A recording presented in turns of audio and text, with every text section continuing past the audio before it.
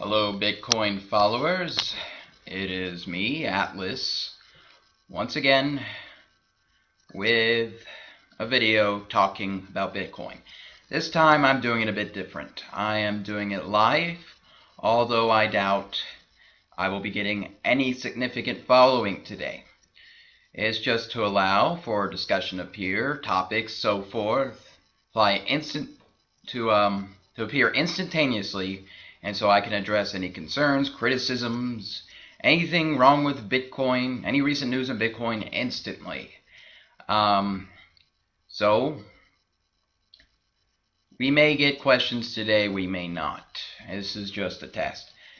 Anyways, Bitcoin still at its low price of, say, let's check the markets actually on a computer. Let's check the markets. Last I saw was around $4.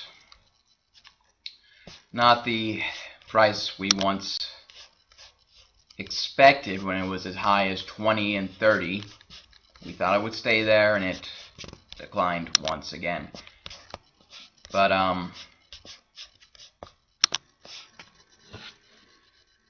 people are saying, when will the price be that Bitcoin falls to when it absolutely fails? Now, the truth is, Bitcoin will never absolutely fail. It's anonymous in nature and enables black market trading better than ever did before. You can't trace Bitcoins if you are anonymous on your computer, on the client ends and on the server ends.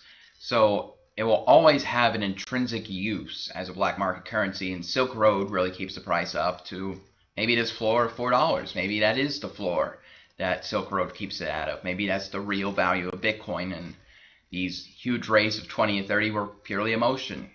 Who knows? But let's see Trade Hill load up over here.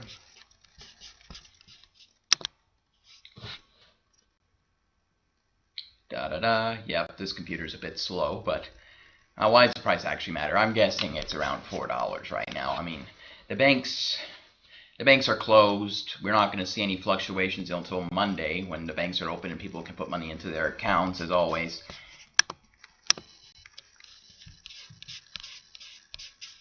So anybody watching it, if you are, feel free to say something in that chat over there. So to begin asking questions. And no questions. So just check on the forum every day, because I'll do a live one every day and record it just the same, and we can answer questions and just talk Bitcoin. No remorse, no censors, no redactions. I will be uploading them as they come, and the price isn't loading for whatever reason. So anyways, onward and onward. Everyone, our friends over at Something Awful Forums, they're just waiting. I need a starting point. Well, there's absolutely nothing going on with Bitcoin right now. So, I mean, the price is down. I mean, there's some stores are offering new stuff. I mean, I'm addressing a question on the chat over here from Emperor Deslock. He's saying that if I start a show like this, I need to have a starting point.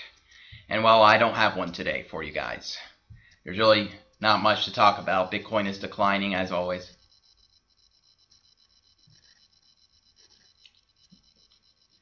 He says I can't expect people to come in here with a list of questions and provide me military for the show. Fair enough, fair enough. So I'll come up with a starting point. All right. Where do you think Bitcoin is going to be from a year from now? Do you think we are going to recover from the slump we're in?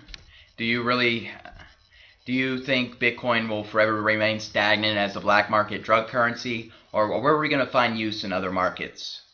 Because I don't see people really picking up Bitcoin just on its sound money principles, and only markets picking up based on the fact that you can trade anonymously, you know? I mean,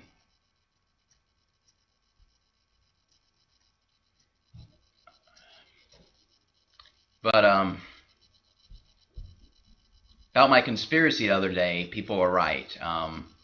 Bitcoin provides a lot of incentive for people to hack computers, just the fact that it's easy money once you get into it. And it may not be a conspiracy to destroy the currency, although these hackings have been very good at destroying confidence.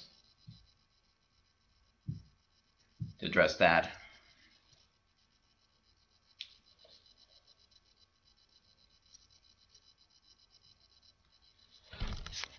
So anyways, I'll go ahead and address some questions from the forums.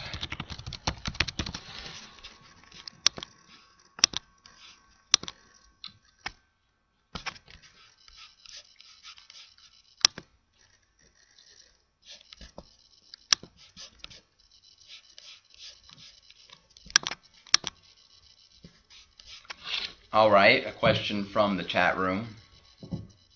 Emperor Deathlock is asking me, do I think Bitcoin adds more reason for people to hack computers? And I think very reasonably so. Since Bitcoin is created by computing power by miners, that means just little computing power added up exponentially can give people a lot of potential and money, as we're seeing with viruses, Trojans that mine in the background of people's computers. I don't know how big the current Bitcoin botnets are right now, but there are ones in existence.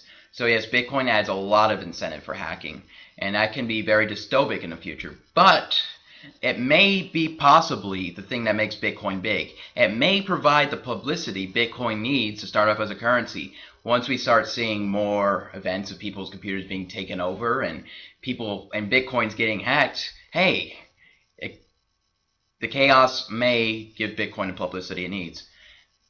So Emperor Deathlock has asked me, so this is different from the drive to build botnets for spam or stealing credit card and PayPal info. Well, it is a lot different than ordinary theft and spam, because the profit incentive is directly there in your hands. You directly control the computing power. I mean, when you steal a credit card or PayPal information, you have to go through several nuanced steps. You have to use social engineering and so forth to get that information. And with Bitcoin, it's direct. You find the IPs the Bitcoins are being generated from, and you attack the source, and once you compromise it, there's your money. You know how much money is within target's hands usually, and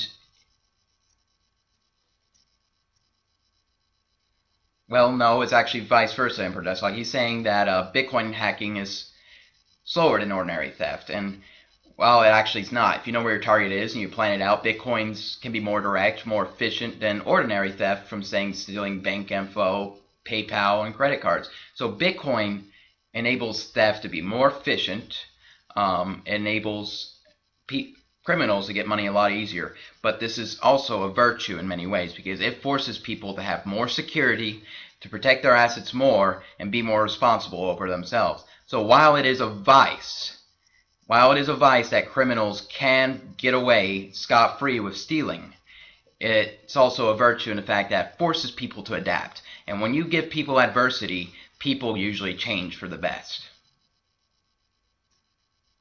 It may be an argument against it. Emperor Deathlock says I'm portraying Bitcoin in a bad light. And I may be doing that. But all I'm really doing is being objective. And the fact is, Bitcoin has many vices due to the fact that it's unaccountable, it is decentralized, there is no authority. But I find this is a virtue in a sense that forces us to be accountable to ourselves. It forces us to be responsible. And I think it builds better people and a better society. I don't know a lot of details about computer security. I know things generally about the technology realm. I know a little bit of programming, but not much in details. I'm not highly skilled. I know how to build a mining rig, but that's about as far as I go. In credit card theft, I know that in order to steal a credit card, you need more than just a credit card. You need identity information. You need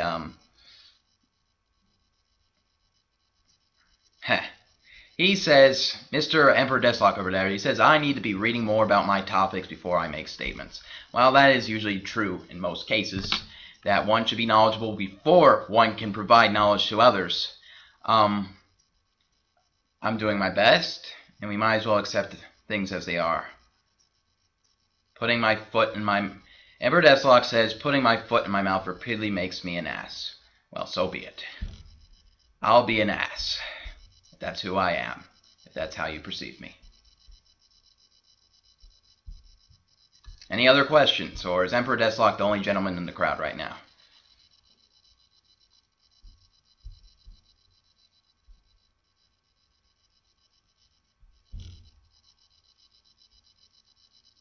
Well, I'm going to leave this for today's show. It's been a pleasure. It's been an interesting pleasure. I'll definitely plan for tomorrow's show to be better. But I wish Bitcoin the best. I wish all of you the best. Good luck. Good night.